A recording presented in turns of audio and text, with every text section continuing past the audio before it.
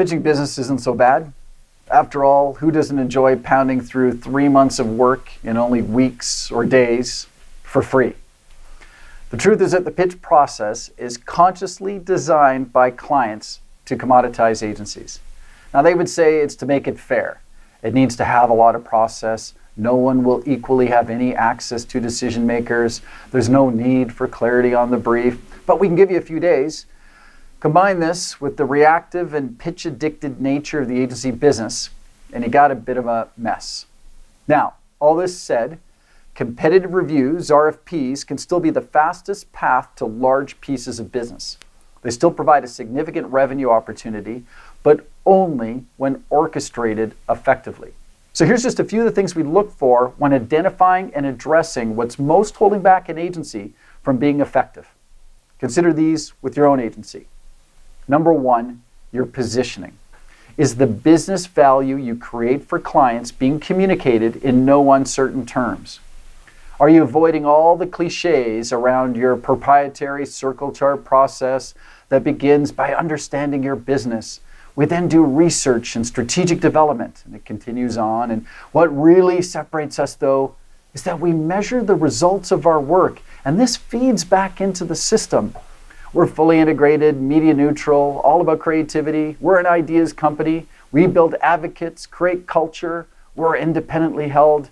We've seen it all, and it must be eradicated. So that's positioning. Number two, resources and infrastructure. Do you have the right resources in place for your size and your type of agency? And are those resources being utilized effectively? This is not about throwing money at the situation. It's about getting the most out of the talent, system, and infrastructure assets you already have in place. So resources and infrastructure. Number three, method. Do you have a custom process for pitching business that is efficient, effective, consistent, ultimately converts business? Have your team members been trained on how to execute this process? That's method. Number four, alignment. How aligned is your management team, your pitch team, on your methods for converting business? Is everyone laser focused as one tight SWAT-like team? Or do you have too many disparate opinions bringing more chaos to the situation? So alignment. Number five, command. How well do your pitches command the room? How dynamic are your team members? How well do they hold the room with authority? Just one weak link will bring down an entire pitch. How well do your presentation materials command the room? Are they written in a way that hooks the client, has one clear storyline, an airtight logic trail, and communicates the business impact of your work? So that's command of the room. And finally, outcomes.